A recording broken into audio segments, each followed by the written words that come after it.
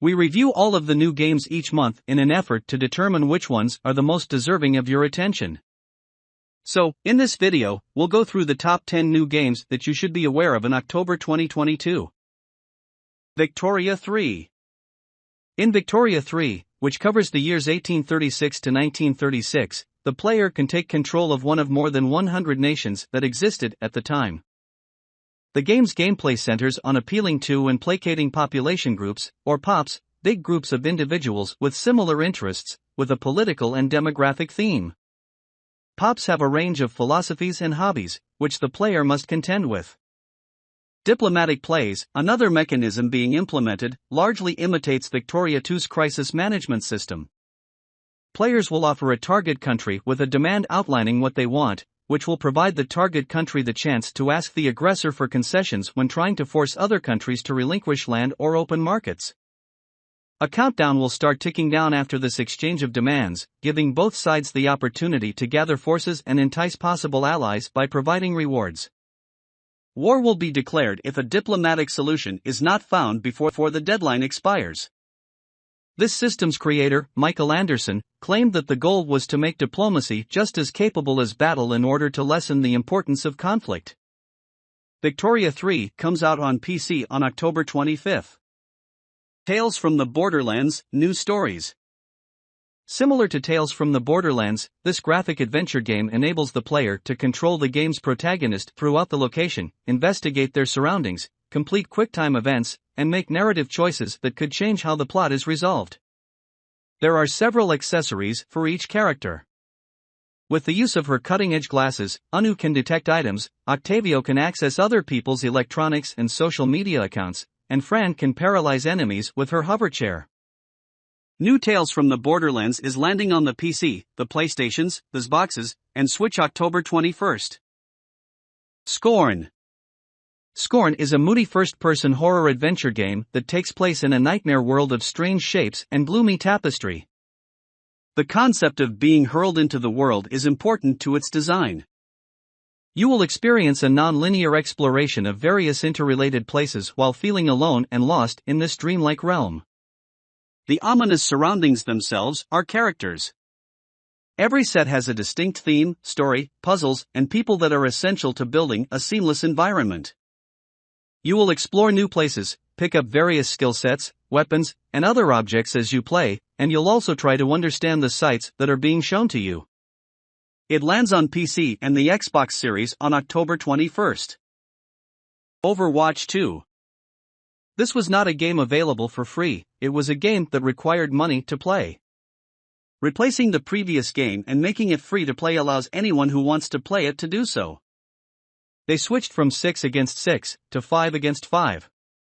Players in Overwatch 2 divide into two teams and choose a hero from a cast of more than 30 characters as of 2022.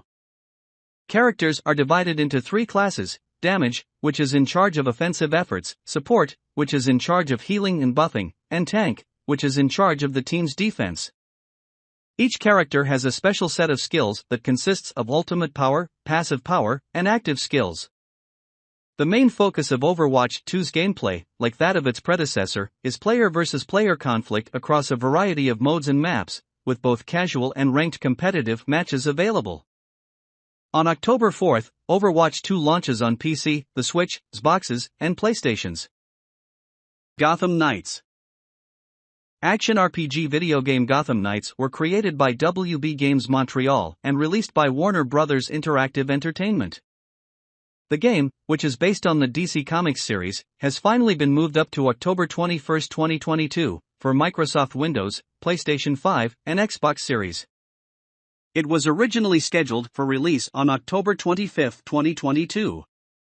Originally scheduled to be released on Xbox One and PlayStation 4, these releases were subsequently shelved. On August 22, 2020, the DC fandom hosted the initial announcement. The new Gotham protagonists in the game are Nightwing, Batgirl, Robin, and Red Hood. The Penguin, Mr. Freeze, and the Court of Owls are some of the game's antagonists. The game is an open-world action RPG with a Gotham City-inspired setting. Nightwing, Batgirl, Robin, and Red Hood are the four playable characters, each has a unique playstyle and set of skills. The game has a cooperative two-player online multiplayer option in addition to its single-player mode. Ghostbusters: Spirits Unleashed.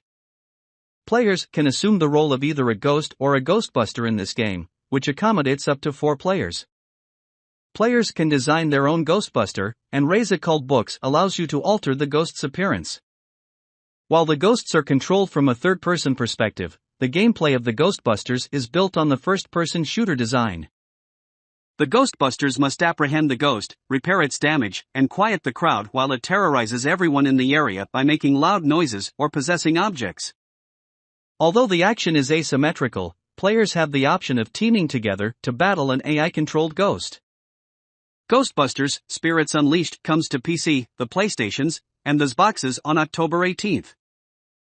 Dragon Ball: The Breakers. The asymmetrical action game Dragon Ball: The Breakers is currently in development by Dimps. It takes place in the same world as the video games based on the Dragon Ball Xenoverse.